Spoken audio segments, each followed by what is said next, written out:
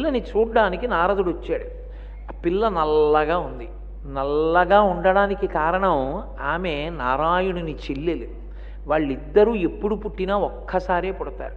అందుకే చైత్రశుక్ల నవమి శ్రీరామ నవమి. చైత్రశుక్ల నవమి మధ్యాహ్నం 12 గంటలకి రామచంద్రమూర్తి ఆవిర్భవిస్తే చైత్రశుక్ల నవమి నాడే పార్వతీదేవి కూడా జన్మించింది అని శివమహాపురాణంలో వ్రాయబడింది. అంటే ఇద్దరూ ఎప్పుడూ ఒక్కసారే పుడుతూ ఉంటారు. కృష్ణావతారంలో శ్రావణ మాసంలో వచ్చేటటువంటి బహుళపక్ష అష్టమి అర్ధరాత్రి 12 గంటలకి కృష్ణావతారం వస్తే అదే సమయానికి యోగమాయ అన్న పేరుతో అమ్మవారు నందవ్రజంలో యశోదా నందులకు కుమార్తెగా జన్మించింది. ఇద్దరు అన్నా చెల్లెళ్ళుగా ఒకే తల్లిదండ్రులకి, ఏ తల్లిదండ్రులు విష్ణువుని కుమారుడుగా పెంచుతారో ఆ తల్లిదండ్రులకే అమ్మవారు కూతురుగా వస్తుంది. అందుకే నారాయణ నారాయణి వాళ్ళిద్దరి పేర్లు. మీరు చూడండి, పార్వతీ పరమేశ్వరుల పేర్లు కూడా వేరుగా ఉండవు. శివ శివా, భవ భవాని, భర్గ భార్గవి, హంస హంసిని అలా ఉంటాయి. కానీ నారాయణ నారాయణి భార్యాభర్తలు కారు, అన్నా చెల్లెళ్ళు. నారాయణ విష్ణువు, నారాయణి పార్వతీదేవి. నారాయణ నల్లగా ఉంటాడు, నారాయణి నల్లగా ఉంటుంది. నారాయణ ప్రతిజ్ఞ పరిత్రాణాయ సాధూనాం వినాశాయ చ దుష్కృతాం ధర్మ సంస్థాపనార్థాయ సంభవామి యుగే యుగే. నారాయణి ప్రతిజ్ఞ దేవీ భాగవతంలో యదా యదా హి సాధూనాం దుఃఖం భవతి దానవ తదా తేషాంచ రక్షార్థం దేహం సంధారయామ్యహం. సంస్కృత భాషలో మాటలు మారుతాయి, ఇద్దరిది ఒకటే అర్థం, ఒకటే ప్రతిజ్ఞ. అందుకే నారాయణ నారాయణి అన్నా చెల్లెళ్ళు. అన్నా చెల్లెళ్ళైన కారణం చేత ఇద్దరి యొక్క రంగులు కూడా ఒక్కటే ఉంటాయి. ఇద్దరూ అవతార స్వీకారం చేస్తారు, ఇద్దరూ రాక్షస సంహారం చేస్తారు, ఇద్దరూ భక్తుల్ని ఆదుకుంటారు, ఇద్దరూ లోకాన్ని నిలబెడతారు, ఇద్దరూ అలంకార ప్రియత్వాన్ని పొంది ఉంటారు. అమ్మవారు అలంకార ప్రియురాలు, విష్ణువు అలంకార ప్రియుడు. ఎప్పుడూ కదలకుండా తనలో తాను రమిస్తూ కూర్చునేటటువంటి పరమేశ్వరుడు అభిషేక ప్రియుడు. కాబట్టి ఆ నారాయణి కనుక నల్లని రంగుతో పుట్టింది. తత్వాన్ని తెలుసుకోగలిగిన వాడెవరు? నారద మహర్షి ఒక్కడే, మహానుభావుడు. అందుకే ఆయన వచ్చి కాళీ అని పేరుంచాడు. నల్ల పిల్ల, నల్లగా పుట్టిన పిల్ల కాబట్టి ఈ పిల్లకి కాళీ అని పేరుంచుతున్నాను కాదు. కదలికలన్నీ అమ్మవారు. ఎప్పుడూ మీరు జాగ్రత్తగా జ్ఞాపకం పెట్టుకోవాలి. కదలికలన్నీ అమ్మవారు అని చెప్తారు. కదలిక లేదనుకోండి, శక్తి ఆగిపోయిందనుకోండి, కదలిక లేకుండా ప్రమాదం వచ్చిందని గుర్తు. ఆమె శక్తి స్వరూపము ఆదిపరాశక్తి అని గుర్తించినటువంటి నారదుడు ఆమెకి కాళీ అని నామకరణం చేశాడు. బాహ్యంలో ఇంత తత్వం చెప్పడం ఎందుకు, అందుకని నల్ల పిల్ల కదూ కాళీ అని పేరు పెట్టానన్నాడు. పరమ సంతోషపడ్డారు. కానీ కించిత్ బాధ ఉంటుంది కదూ, ఏమిటో నల్లపిల్ల అని కాళీ అని పేరు పెట్టాడు నారదుడు అని. అందులో తల్లి మనసు విలవిల్లాడిపోతుంది. బాగా ఇంత తెలిపేమిటన్నా బెంగే, ఏమిటి ఇంత నల్ల పిల్లన్నా బెంగే తల్లికి. అబ్బాయి ఎంత బాగుందో పిల్ల అంటే మాత్రం మురిచిపోతుంది. కాబట్టి ఆయన అన్నాడు, కాదులే ఈ పిల్ల గౌరీ అవుతుంది ఒకప్పుడు అన్నాడు. పరమశివుడి హృదయాన్ని గెలుచుకుంటుంది, అందుకని గౌరీ అని పేరు పొందుతుంది అన్నాడు. సంతోషపడిపోయారు తల్లిదండ్రులు ఇద్దరు. ఆ పిల్ల పుట్టి, చిన్న పిల్ల ఆ పాకుతూ తప్పటడుగు లేస్తూ ఇంట్లో నడుస్తుంటే హిమవంతుడు పొంగిపోయాట. నరదేవాసుర పూజితంఘ్రియుగళ నారాయణి శాంకరి కరుణాపూరిత మానస త్రినయని కళ్యాణయుక్త నిశాచర దర్పోన్నత సంహరి సదమల చండార్చిని యోగిని తరుణి ఆగమవందిత భగవతి తల్లి జగన్మోహిని అని పిలిచాడు. అమ్మ ఎంత అదృష్టం అమ్మా, నా అదృష్టం. లోకములన్నీ ఏ తల్లి ముందు నిలబడి స్తోత్రం చేస్తాయో, ఏ తల్లి అనుగ్రహం కావాలని ఋషులు కూడా ప్రార్థన చేస్తారో, ఏ తల్లి ఈ సమస్త బ్రహ్మాండములను కదుపుతోందో, సమస్త కదలికలకు ఆధారభూతమై ఉన్నదో, ఏ తల్లి మాయాస్వరూపిణి అయి సమస్త జగత్తుని ఇంద్రియములకు వశం చేసి పరమేశ్వరుణ్ణి చేరకుండా చేరేటట్టు కూడా చెయ్యగలదో అటువంటి తల్లి నా ఇంట కూతురైంది. నరదేవాసుర పూజితాంఘ్రియుగళ నారాయణి శాంకరి నారాయణి శాంకరి, శంకరుని ఇల్లాలా, నా ఇంట నరులు, దేవతలు, రాక్షసులు కూడా నమస్కరించేటటువంటి పాదముల జంట కలిగిన పిల్ల ఈ ఇంట పుట్టిందని ఆ చిన్ని పువ్వుల పొట్లాల్లాంటి పాదాలు పట్టుకుని నెత్తి మీద పట్టుకుని కళ్ళ మీద పెట్టుకుని పొంగిపోయాట. కరుణాపూరిత మానస త్రినయని కళ్యాణయుక్త, అపారమైనటువంటి కారుణ్యం కలిగిన దానా, కరుణ తప్ప వేరొకటి, దయ తప్ప ఇంకొకటి తెలియనిదానా, అటువంటి తల్లి నా ఇంట పుట్టావా. నిశాచర దర్పోన్నత సంహరి సదమల చండార్చిని యోగిని కరుణ తరుణి ఆగమవందిత తల్లి జగన్మోహిని అని. అమ్మవారు సింహాసనంలో కూర్చునుంటే ప్రతిరోజు వేదం వెళ్ళి ఆవిడికి నమస్కారం చేస్తుందిట. శృతి సీమంత సింధూరీకృత పాదాబ్జధూళిక అని లలితా సహస్రంలో ఆవిడికి పేరు. వేదమాత తన యొక్క పాపట ప్రారంభంలో పెట్టుకున్నటువంటి బొట్టు, లలాటమునందు పెట్టుకున్నటువంటి కస్తూరి తిలకం, అమ్మవారి పాదములకు తన లలాటము తగిలేటట్టుగా వంగి నమస్కరిస్తే ఆ కుంకం ఆవిడ బొటన వేళ్ల మీద పడి కనపడుతుంటుందిట. శృతి సీమంత సింధూరీకృత పాదాబ్జధూళిక, ఈ నామాన్ని వాడుకుంటున్నాడు హిమవంతుడు. తరుణి ఆగమవందిత భగవతి తల్లి జగన్మోహిని అని పిలిచి ఆయన అన్నాడు, గిరులలోననొక్క గిరినైన నా పేరు వెలయి చేసి తిట్లు జలజనయన, నీకు తండ్రినైతి నాకింత చాలదే ఇది మహాద్భుతంబు ఇందువదన అన్నాడు. అమ్మ నేనెవరు? ఓ కొండ, నరుణ్ణి కూడా కాను, అటువంటి కొండ కడుపున పుట్టావా. కొండ కడుపున పుట్టి పర్వతరాజపుత్రివి కాబట్టి పార్వతి అని పేరు పెట్టుకున్నావా. ఒక కొండకి కూతురుగా పుట్టి లోకంలో నా పేరు శాశ్వతంగా ఉండిపోయేటట్టు చేశావా. హిమవంతుని కుమార్తె కాబట్టి హైమవతి అని పిలిపించుకుంటున్నావా. అమ్మా నా జన్మ ధన్యమైపోయిందమ్మా అని ఆ పిల్ల యొక్క బుగ్గలు రెండూ పట్టుకుని మూర్ధజ్ఞస్థానమునందు వాసన చూస్తూ పరవశించిపోయేవాట. నిజంగా నేను మీతో ఒక మాట చెప్తున్నాను, పార్వతీ కళ్యాణంలో పద్యాలు చదువుకున్నప్పుడు ఏ తండ్రి కూడా తన ఇంట పుట్టిన ఆడపిల్లని చూసుకుని ఈ పద్యం చదువుకుని మురిసిపోకుండా ఉండలేదు. మంచుకొండ వెళ్ళి ఆ హిమవంతుడిలా గడ్డం పట్టుకుని, పుట్టింది పార్వతీదేవని తెలుసు, గడ్డం పట్టుకుని ఏమ్మా బువ్వ తినకపోతే ఆకలేదు, ఏది అమ్మని ఎందుకు అల్లరి పెడతావు, అన్నం తిను అని హిమవంతుడు నీ గడ్డాన్ని ఇలా పట్టుకుని బతిమాలాడమ్మా. హిమవంతుణ్ణి తండ్రిని చేసి సంతోషపెట్టినటువంటి అవతారం నీ అవతారం. శంకరుడంతటి వాడు నీ గడ్డం పట్టుకుని నీ ముఖం వంక చూసి మురిసిపోతుండేవాడమ్మా. అసలు నిజం చెప్పాలంటే శివుడు తన ముఖం చూసుకోవడానికి వాడుకునేటటువంటి అద్దమే నీ ముఖం, దానికి ఉండే పిడికిలే నీ గడ్డం అన్నారు శంకరాచార్యులు.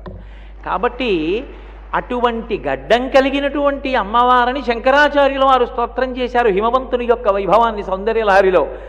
ఆయన నా వైభవమే వైభవం, నీకు తండ్రినైతి నాకింత చాలదే ఇది మహాద్భుతంబు ఇందువదన అంటే అందులో ఆశ్చర్యమే ఉంది.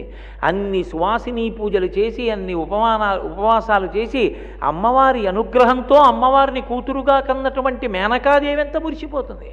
అందుకని ఆవిడ ఆ పిల్లని చూసుకుని కమనీయ మోహన కారభారతి వచ్చే దయతోడనను కన్న తల్లి వచ్చే, చాతుర్య గాంభీర్య జగతి కన్నియ వచ్చే, లాలిత సంపద లక్ష్మి వచ్చే, భూరి లోకైక విభూతిధారుని వచ్చే, మంగళ పావన గంగ వచ్చే, తరి గొప్ప దేవాది దేవవల్లభ వచ్చే, మానితంబగు మహామాయ వచ్చే, తల్లి వచ్చెను నన్నేల తల్లి వచ్చే, బాల వచ్చెను ప్రౌఢైక బాల వచ్చే, బాల కరుణించి ఏతించననుచుదిగిచి కౌగిలించెను మేనక గౌరి చూచి.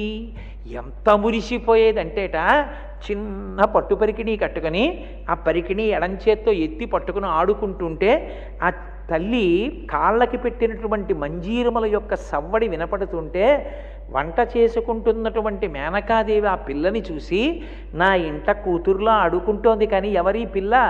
ఈ పిల్ల సామాన్యురాలు కాదు, ఈమె సాక్షాత్తుగా కమనీయ మోహన కారభారతి వచ్చే దయతోడనన్నేలు తల్లి వచ్చే, ఈమె సరస్వతీ స్వరూపం. అమ్మవారు ప్రీతి పొందడం తేలికేమో కానీ బాలాస్వరూపంగా అమ్మవారు చాలా తొందరగా పలుకుతుంది. ఎంత తొందరగా పలుకుతుంది అంటే నన్ను మీరు విశ్వసించగలిగితే ఒక మాట చెప్తాను. మీరు భక్తితో అమ్మవారి దగ్గర నిలబడిన ఉత్తర క్షణంలో ఎవరో ఒక చిన్నపిల్ల రూపంలో మీ దగ్గరికి వచ్చి ఏదో ఒకటి పుచ్చుకుంటుంది ఆవిడ. చాలా తొందరగా పలుకుతుంది బాలగా. అందుకే బాలవచ్చను ప్రౌఢైక బాలవచ్చే, ఆ ప్రౌఢమైనటువంటి బాలాస్వరూపం ఇదిగో ఇవాళ ఈ పిల్ల రూపంలో నా ఇంట నడయాడుతోందని మురిసిపోయింది ఆ తల్లి. సరే, ఆ చిన్నపిల్ల పెరిగి పెద్దదై ప్రౌఢమైనటువంటి వయస్సులోకి వచ్చింది. ఈలోగా పరమశివుడు తపస్సు చేసుకోవడం కోసం అని హిమవత్ పర్వత ప్రాంతానికి వచ్చాడు. ఆయన హిమవత్ పర్వతం దగ్గరికి వచ్చాడు. ఈ హిమవంతుడు తన కుమార్తె అయినటువంటి పార్వతీదేవిని తీసుకెళ్ళి పరమశివునికి సపర్య చేయడానికి నియమించాడు. ఎందుచేత నియమిస్తాడు అంటే, ఎప్పుడు ధర్మశాస్త్రాన్ని మీరు పరిశీలించాలి. ఇంట్లో ఐశ్వర్యం నిలబడాలన్నా పరమేశ్వరుడు విశేషమైనటువంటి పుణ్యాన్ని కట్టబెట్టాలన్నా, ఎప్పుడైనా చాలా పెద్ద పుణ్యం ఉంటే తప్ప నేను అనుగ్రహించడం కుదరదు, అంత ఉపకారాన్ని చెయ్యలేనని ఈశ్వరుడు అనుకున్నాడు అనుకోండి, అప్పుడు ఆయన ప్రీతి పొందాడు అనుకోండి, ఉపకారం చేద్దాం అనుకున్నాడు అనుకోండి, అంత పెద్ద పుణ్యాన్ని కట్టబెట్టాలి అనుకున్నప్పుడు ఈశ్వరుడు చేసే పని ఏమిటంటే, తనని నమ్ముకున్నటువంటి వాడు, పరమభక్తి తత్పరుడైన వాడు, తన ఊపిరిలో ఎప్పుడూ భగవంతుడి గురించి ఆలోచించేవాడిని అతిథిగా పంపిస్తాడు. అతిథిగా పంపించినప్పుడు ఆయన వచ్చి మీ ఇంట గుక్కెడు మంచినీళ్లు తాగి ప్రీతి పొంది వెళ్ళిపోయాడు అనుకోండి, మీ ఇంట సింహాసనంలో ఉన్న పరమేశ్వరుడు ప్రీతి చెందేస్తాడు. వాడికి అన్నం పెట్టావు చాలు, వాడికి మంచినీళ్ళు ఇచ్చావు చాలని. అందుకే ఏమీ తెలియని ఆడపిల్ల ఇంటికి వచ్చిన అతిథికి కాసిని పాలిచ్చి నమస్కరిస్తే చాలు, వచ్చినవాడు పొంగిపోయి ఆడపిల్లకి అక్షతలేసి ఎడతాడు. అది ఆమె దీర్ఘ సౌమాంగల్యానికి కారణమవుతుంది. పార్వతీ కళ్యాణం అంతా ఈ రహస్యాలే చూపిస్తుంది. అందుకు నియోగించాడు సపర్యకి. వెళ్ళి పరమశివుణ్ణి ప్రార్థన చేశాడు హిమవంతుడు. అవదా ఈశ్వర విన్నపంబుమదిలో నాలింపు, ఈ వివిధారత్నము పెట్టిపోయతను మీ యొద్దన్ భవద్దాసియై తివుటన్ వర్తన చేయుచుండెడిది, తప్పుల్ మీరు ఊహింపకన్ పరిచర్యల్ చాలా చేయింపుడి అన్నాడు. అవదా ఈశ్వర విన్నపంబు మదిలో ఆలింపు, మదిలో ఆలోచించు, మనసులో ఆలోచించవయ్యా, పైకి చెవితో విను అనకు, నా హృదయం ఏమిటో అర్థం చేసుకో. ఈ యువిధారత్నము పెట్టిపోయదను మీ యొద్దన్, ఏదో పెట్టి వదిలేస్తాను, లేకపోతే నా జేబులో ఉన్నటువంటి ఓ రూపాయి కాసు వదిలేస్తానన్నట్లుగా ఈ పిల్లని మీ దగ్గర వదిలేస్తానన్నాడు. అంతే, పెట్టిపోయదను, మీ దగ్గర వదిలి వెళ్ళిపోతాను. ఎందుకో తెలుసా, మీ దగ్గర ఉండడమే ఆ అమ్మాయి భవిష్యత్తుకి కారణం. మీరున్నన్నాళ్ళు మీకు సపర్య చేస్తుంది. మీ యొద్దం పెట్టిపోయదను భవద్దాసి తివుటన్ వర్తన చేయుచుండెడిది ప్రీతిన్ మీరు రక్షింపుడి. ఆ పిల్ల చిన్నది, దానికి ఏం తెలియదు, తండ్రి కదూ ఆర్తి. అది ఏం చేస్తూ ఉంటుంది, తింటుంది, ఆకలిస్తే తిరుగుతూ ఉంటుంది. కానీ మీరేం చేస్తారో తెలుసా, ప్రీతిని మీరు రక్షింపుడి. మీ నాన్న ఎందుక ఇక్కడ ఉంచాడో, ఏ పర్ణశాల తొడవాలని తెలియదా, పూజకి కాసిన పువ్వులు కోసి పట్టుకురావాలని తెలియదా, స్నానం చేసి కాసిన నీళ్లు అక్కడ పూజకి పెట్టాలని తెలియదా, ఎందుకు వచ్చినట్టు నువ్వు అనకండి, దానికి ఏం తెలియదని నేనే మీకు చెప్పుకుంటున్నాను. ఈ మాటలు ఎక్కడొస్తాయో తెలుసా, దీనికి సాహిత్య ప్రవేశం ఉండక్కర్లేదు. ఆర్తి పొంగిన నాడు ప్రతి తండ్రి కంఠంలోంచి వస్తాయి. అష్టవర్షేద్ భవేత్ కన్యా అంటూ పాలు చేతులకి రాసి అత్తగారికి మామగారికి భర్తకి ఆడపిల్లని అప్పజెప్పేశాక ఇంత గంభీరమైన పురుషుడు గదిలోకి వెళ్ళి తలుపులు వేసుకుని బావురుమంటాడు. అల్లుణ్ణి పక్క గదిలోకి తీసుకెళ్ళి కూతురు బలం మాట్లాడు, కూతురు బలహీనత మాట్లాడతాడు. దానికి ఏం తెలియదయ్యా, ఎక్కువ మాట్లాడేస్తుంది, దాచుకోవడం రాదు, ఉన్నమాట అంటుంది. ఎప్పుడైనా మీ అమ్మగారు నాన్నగారు మీ అన్నయ్య వాళ్ళు నొచ్చుకుంటారేమో, కడుపులో పెట్టుకోసుమా, ఎప్పుడైనా దాన్ని దెబ్బలాడే ముందు అది చేసిన తప్పుని చూసినప్పుడు నన్ను గుర్తు తెచ్చుకో, నా ముఖం గుర్తు తెచ్చుకోయే, తొందరపడి దండించకు సుమా, నీకు ఇచ్చానని బతుకుతాను నేనంటాడు. తండ్రి గుండెల్లోంచి వచ్చేటటువంటి మాటలు. ఆమె జీవిత అభ్యున్నతి కొరకు మాట్లాడినటువంటి హిమవంతుడు ఎంత గొప్పగా మాట్లాడాడో చూడు. అవదా ఈశ్వర విన్నపంబు మదిలో నాలింపు, ఈ యువిధారత్నము పెట్టిపోయదను మీ యొద్దన్ భవద్దాసియై తివుటన్ వర్తన చేయుచుండెడిది ప్రీతిన్ మీరు రక్షింపుడి. అవిరోధంబున నీలపెట్టి పరిచర్యల్ చాలా చేయింపుడి. నేనేమైనా అనుకుంటానేమో, పిల్ల ఏమైనా అనుకుంటుందేమో అని అనుకోవద్దు. ఇక్కడ ఉండడం అది ఆడుకోవడానికి తినడానికి కాదు, మీ మనసు రంజిల్లేటట్టు పరిచర్య చెయ్యాలి. మీరు శాసించండి. పాప కాసిన పువ్వులు కోసి తెచ్చి అక్కడ పెట్టమ్మా అనండి, కాస్త స్నానం చేసి మಣ್ಣీళ్ళు తెచ్చి అక్కడ పెట్టు అనండి. నేను పూజ చేసుకుంటాను, నువ్వు ప్రతిరోజు 5 అయ్యేటప్పటికి ఇక్కడ తుడి చేసి కాస్త ముగ్గేసి ఓ పీట అయ్యాలి సుమా అని చెప్పండి. పరిచర్యలు చాలా చేయింపుడి, ఈమెతో పని చేయించండి. ఎందుకని? మీకు చేసినది ఏది ఉందో, మీరు తృప్తి పొందినది ఏది ఉందో అది పరమేశ్వరుడి తృప్తి. పరమేశ్వరుడు తృప్తి పొందుతాడో లేదో భక్తి యందు నాకు తెలియదు, ఆడపిల్ల కర్మాధికారం ఏది. కానీ మీరు తృప్తి పొంది ఈ పిల్ల బ్రతుకు బాగుండాలని ఒక్క మాట అంటే ఇక నా కూతురు గురించి నేను చూసుకోక్కర్లేదు. కాబట్టి మీరు ఆ పిల్లతో సేవ చేయించుకోండి. చాలా సంతోషించాడు శివుడు. ఆయన కామమోహితుడు కాడు, ఆయనకి తెలుసు తన ఇల్లాలేనని, ఆమెకి తెలుసు తన భర్తేనని. కానీ పార్వతీ కళ్యాణం అంత గుంభరంగా ఉంటుంది. శాస్త్రం శాస్త్రమే. శాస్త్రమర్యాదతో వివాహం జరిగే వరకు తండ్రి పరువు బజార్న పడైదు. ఈయన నా పతియే అని ఓరచూపు చూడదు. ఆయన అలా చూడడు. ఆయన ఋషిలా ఉంటాడు. ఆమె పరిచర్య చేయడానికి వచ్చిన వేరొక తండ్రి కుమార్తెలాగే ఉంటుంది. అందుకే బాలగానే సపర్య చేస్తోంది. ఈ సపర్య జరుగుతోంది. ఇలా కొంతకాలం జరుగుతుంటే దేవతలు తొందరపడిపోయారు. పార్వతీదేవి సేవ చేస్తోంది, పరమశివుడు చేయించుకుంటున్నాడు. ఆయన భార్యగా చూడడు, ఆమె భర్తగా చూడదు. ఇద్దరూ, ఆమెది కుమార్తె ధర్మం, ఈయనది తపస్వి ధర్మం. ఇద్దరు ఎవరి ధర్మానికి వాళ్ళు కట్టుబడ్డారు. ఈయన తపస్సు చేసుకుంటాడు, ఆవిడ పువ్వులు ఎడుతుంది, నీళ్లు ఎడుతుంది, పేటేస్తుంది. మన బతుకులు ఎప్పుడు తెల్లారతాయి? తారకాసురుడి మీద యుద్ధం చేసే కొడుకు ఎప్పుడు పుడతాడు వీళ్ళకి? వాడు ఎప్పుడు సర్వసైన్యాధిపత్యం వహిస్తాడు? ఇది వీళ్ళ తొందర. అందుకని దేవతలందరూ కలిసి మళ్ళీ బ్రహ్మగారి దగ్గరికి వెళ్ళి ప్రార్థన చేశారు. అయ్యా వీళ్ళకి ఎప్పుడు కొడుకు పుడతాడని అడిగారు. ఎప్పుడు కొడుకు పుడతాడని నన్ను అడుగుతారేమిట్రా? పరమశివుడికి ఎప్పుడు పార్వతీదేవి యందు అనురక్తి కలిగితే అప్పుడు పుడతాడన్నాడు. ఇంద్రుడు కించిత్ దోషభూయిష్టమైన ఆలోచన చేశాడు.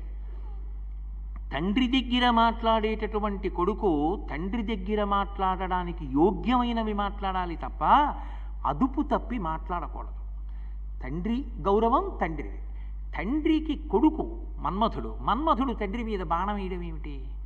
ఇంద్రుడు తొందరపడిపోయి దేవతారక్షణ కొరకు మన్మథుణ్ణి పిలిచాడు. పిలిచి పురహరునకు అద్రిజకును బరగన్ ప్రభవించునట్టి బలిజుడు అతనించ సంహరించుగాన అద్రికన్యకను పురహరునకు కూర్చి కీర్తి బడయుము మదనా అన్నాడు. ఓ మన్మథ, ఒక్క ఉపకారం చెయ్యి. ఈ పురహరునకు అద్రికన్యకకును అంటే పార్వతీదేవికి పరమశివుడికి పుట్టేటటువంటి కొడుకు ఎవరున్నాడో వాడే తారకాసుర సంహారం చేయగలడు. ఈ వీళ్ళిద్దరికీ కొడుకు పుట్టాలంటే వీళ్ళిద్దరూ ఒకరి యందు ఒకరు అనురక్తులు కావాలి. అందుకని నువ్వు వెళ్ళి పుష్పబాణాలు వేయి. నీ బాణాలు వేస్తే మన్మథ బాణాలు తగిలితే అనురక్తి కలుగుతుంది. ఆమె యందు భార్యా దృష్టితో చూస్తాడు.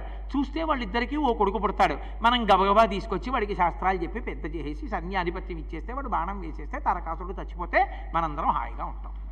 కాబట్టి ఇప్పుడు ఇంద్రుడి ప్రణాళిక ఇది. అందుకని మన్మధుడిని పిలిచి బాణం వేయమన్నాడు.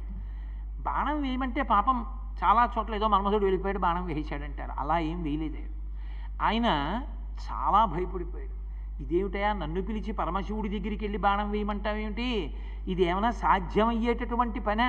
పుండరీకాక్షుని పుత్రుండనయ్యుండి ఇభచర్మధరుపైకి ఎట్లు పోదు పోయిన అద్దేవు భూరి ప్రతాపాగ్ని మెరయంగనా తేజమెందు నిలతు నిలచిన పరమేశుమూర్తిని కనుగొని వెదిరి విజృంభించి ఎట్లు ఒత్తు వచ్చిన మా తండ్రి వావిరి కోపించి ఏ చూచునో అనచు వెరతునయ్య ఎన్ని విధముల చెప్పిన కొలది కాదు నా కగోచరంబు నిక్కమివిధంబు నీయాన దేవేంద్ర మృగకులేషు నోర్వ మృగము వశమే అన్నాడు.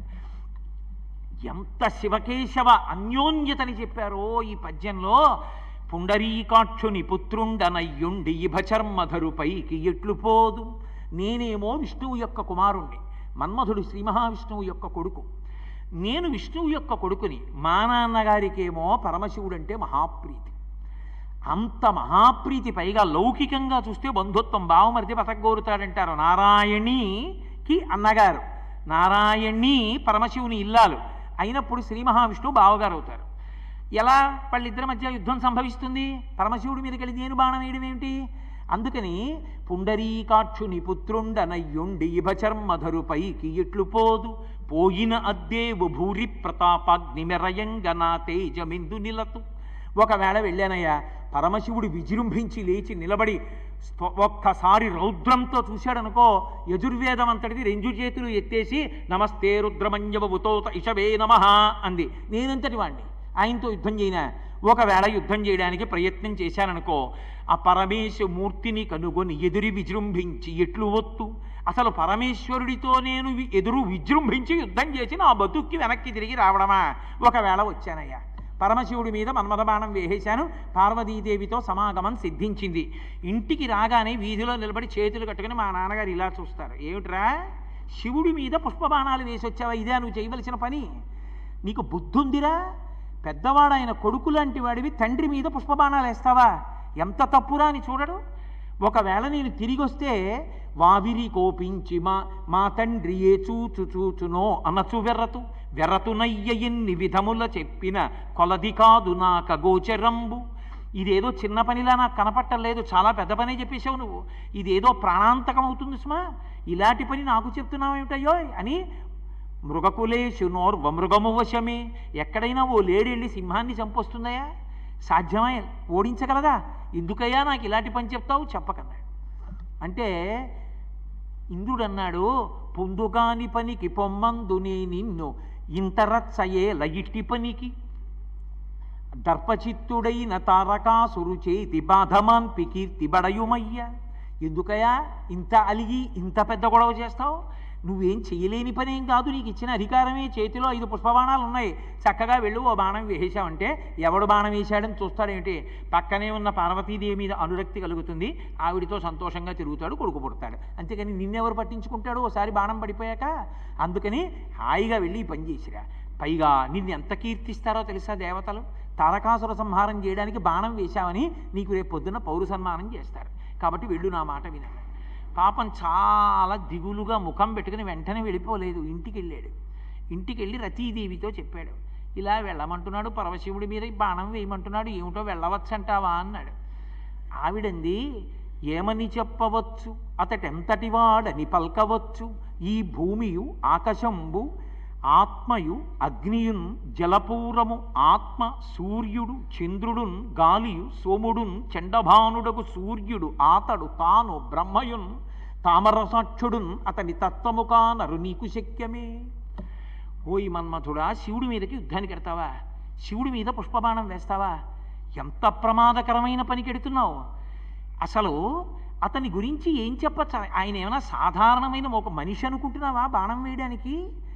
ఈ 8గా ఉండేటటువంటి అష్టమూర్తి తత్వంతో ఆయనే పృథివీ, ఆయనే అగ్ని, ఆయనే నీరు, ఆయనే వాయువు, ఆయనే ఆకాశం, ఆయనే సూర్యుడు, ఆయనే చంద్రుడు, ఆయనే యజమాని.